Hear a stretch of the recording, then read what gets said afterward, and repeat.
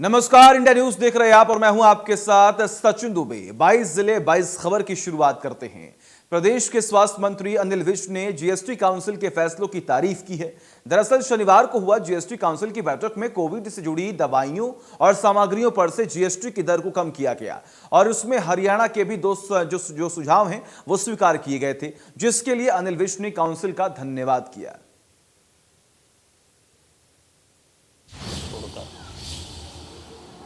बाकी सारा संसार करता है और कोरोना में जिस ढंग से हिंदुस्तान की सरकार ने इसको नियंत्रित करने का काम किया है, दूसरे देशों की अगर हम तुलनात्मक अध्ययन करें कि रिकवरी रेट क्या रहा, मोर्टेलिटी रेट क्या रहा, तो उससे लगता है कि विकसित देशों से भी हमारे यहाँ पर बेहतर रहा सारा। इसलिए सारे विश्व ने इसकी सराहना की है। हर हिंदुस्तानी का सीना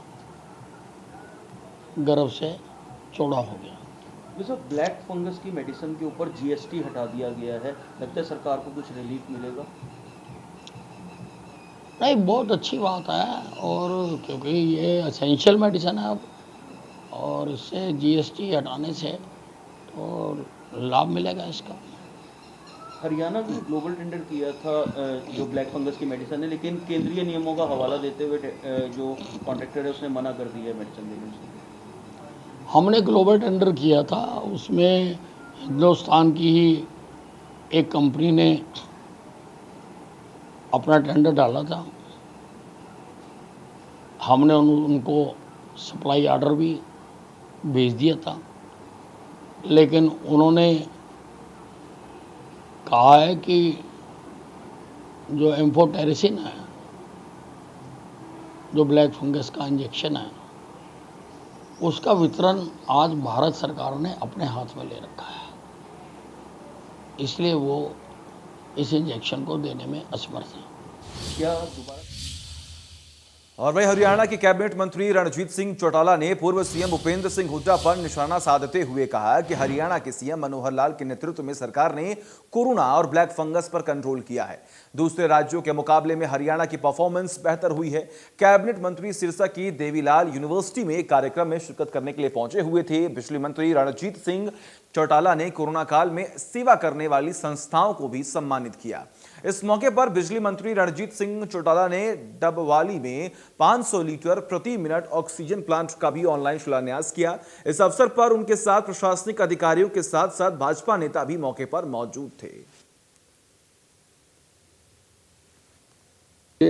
जितना हरियाणा परफॉर्म कर रहा है, दिल्ली में कोरोना था, एनसीआर में हमें, उत्तर प्रदेश हमें आ रहा था, राजस्थान का कोरोना, हर तरीके से हरियाणा बीच में गिरा हुआ था।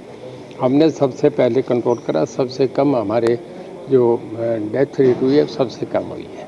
हमारे पूरे प्रशासन ने तय करा था, डीसी साहब, एसपी साहब, हमारे पुराने डीसी साहब और सीएमओ, सभी लोगों ने शहर में जिन लोगों ने जब कोरोना पीक पे था और जो सेकंड वेव बड़ी ज़बरदस्त आई थी कि लोगों को कुछ कहीं सहारा नहीं दिख रहा था, उन दिनों में बड़ी मेहनत करी। जिन संस्थाओं ने, जिन डॉक्टर्स ने, जिन आरएमपी डॉक्टर्स ने, उन सब का आज हमने सम्मानित करने का एक फैसला करा था। और वही करनाल के श्री कृष्णा मंदिर में वैक्सीनेशन कैंप का आयोजन किया गया, जिसका निरीक्षण करने के लिए करनाल सांसद संजय भाटिया पहुंचे। डॉक्टर्स की टीम और पार्टी कार्यकर्ताओं को प्रोत्साहित किया गया। संजय भाटिया ने कहा कि बीजेपी एक ऐसा संगठन है जो समाज सेवा में सबसे आगे रहता है। इस मौके पर उन्होंने विपक्ष पर निशाना साधते हुए कहा कि विपक्ष के नेता लोगों में भ्रम पैदा करने का काम कर रहे हैं। इस मौके पर उन्होंने पंजाब के अकाली दल और बहुजन समाज पार्टी के गठबंधन को स्वार्थी बताया।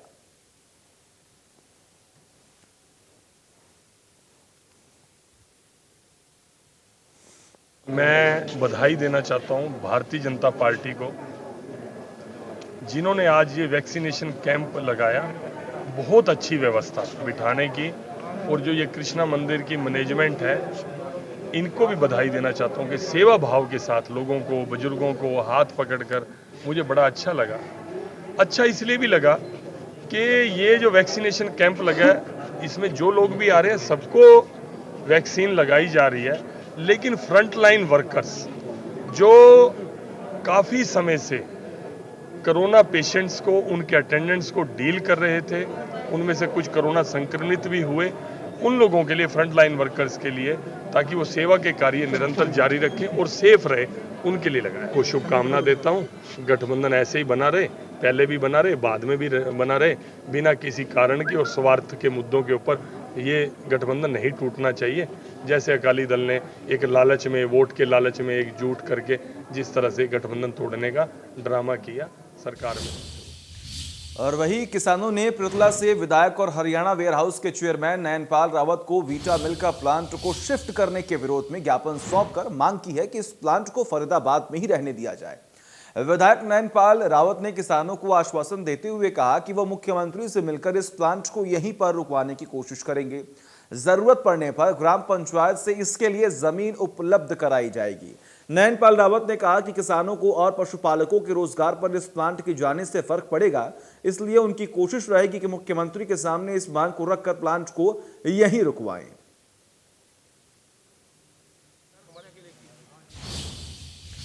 महाराणा प्रताप जयंती के अवसर पर गुरुग्राम में एक कार्यक्रम का आयोजन किया गया। कार्यक्रम में भाजपा प्रदेश प्रवक्ता सूरजपाल अम्मू, राजपूत सभा के प्रधान सत्येंद्र चौहान और बीजेपी नेता नवीन गोयल ने शिरकत की।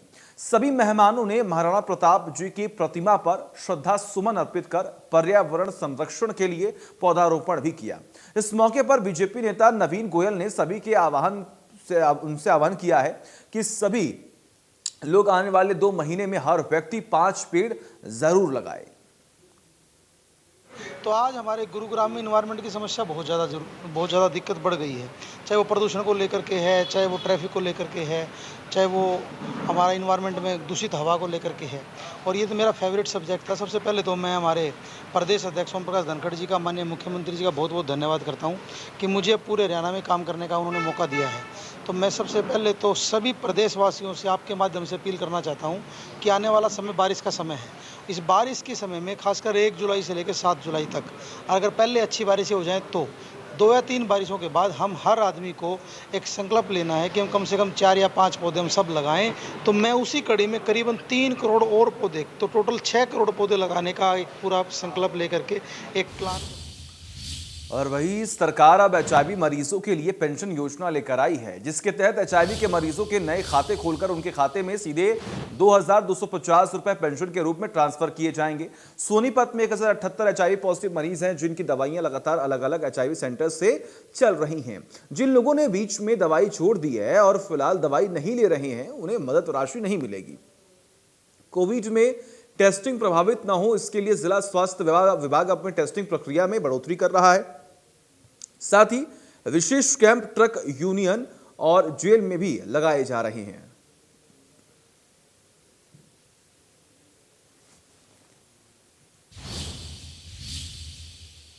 आगे बढ़ेंगे। पलवल के जवाहर नगर में वैक्सीनेशन शिविर का आयोजन किया गया, जिसमें बड़ी संख्या में लोग पहुंचे और निःशुल्क वैक्सीन का लाभ उठाया।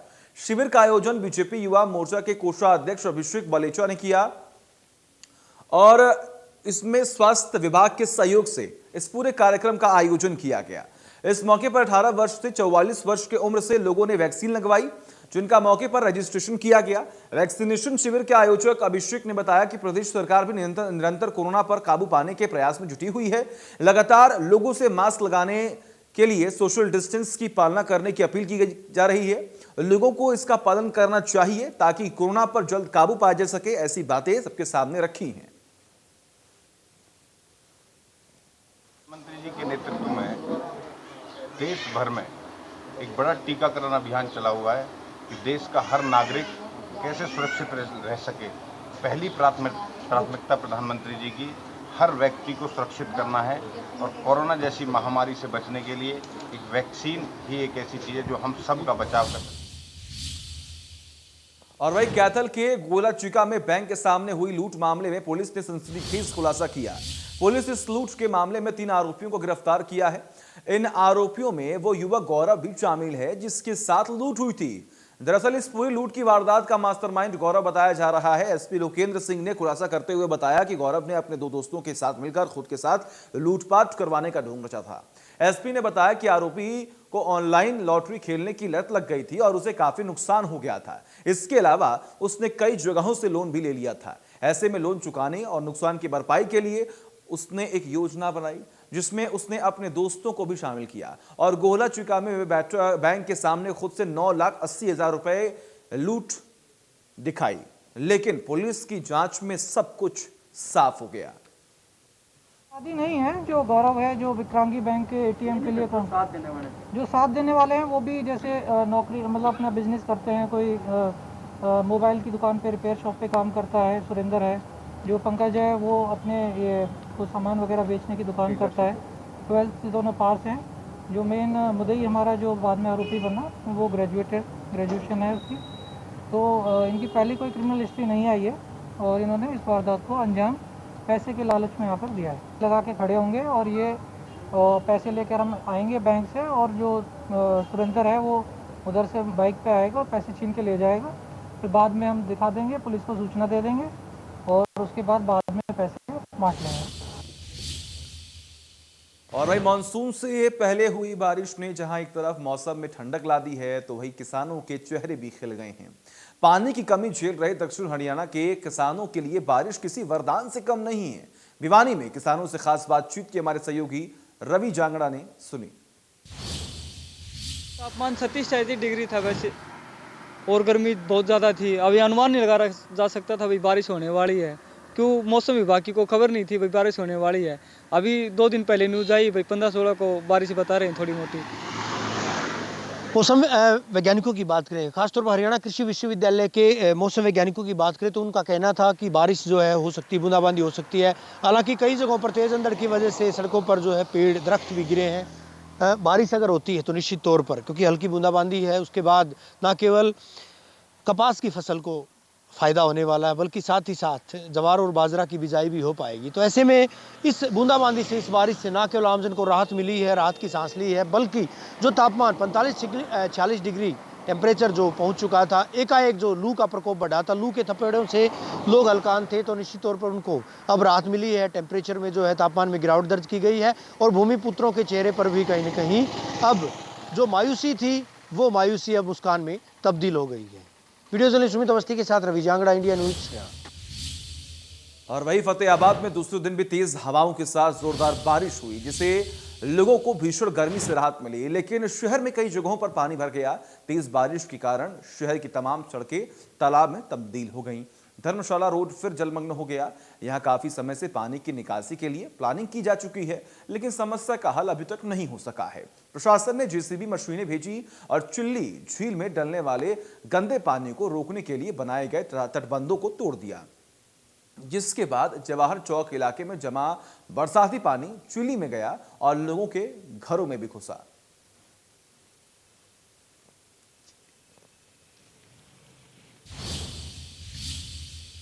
वैनू में जमालगढ़ के रहने वाले जुनैद की मौत के बाद हुए बवाल में पुन्हाना पुलिस ने 8 आरोपियों को गिरफ्तार किया है, जबकि 200 से अधिक लोगों पर मुकदमे दर्ज किए गए हैं। आपको जानकारी दें कि इस पूरे मामले में जो लोग विरोध कर रहे थे या फिर जिन लोगों ने उपद्रव किया है उनके खिलाफ कार्रवाई हुई है। पुलिस के मुताबिक 8 लोगों को अदालत में पेश किया गया। पुन्हाना थाना प्रभारी बिलासा राम के मुताबिक 12 जून को जुनैद की मौत के बाद कुछ लोगों ने जुनैद के शव को पुन्हाना अनाज मंडी के पास सड़क पर रखकर रूट जाम कर दिया था और जमकर विरोध किया था।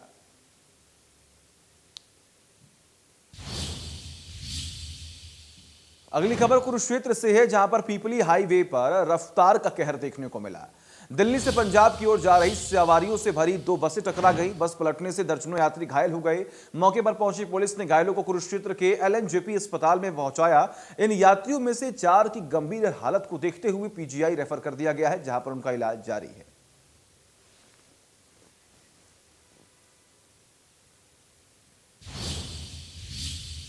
चलिए, वक्त है छोटे से ब्रेक का। खबरों का सिलसिला जारी है।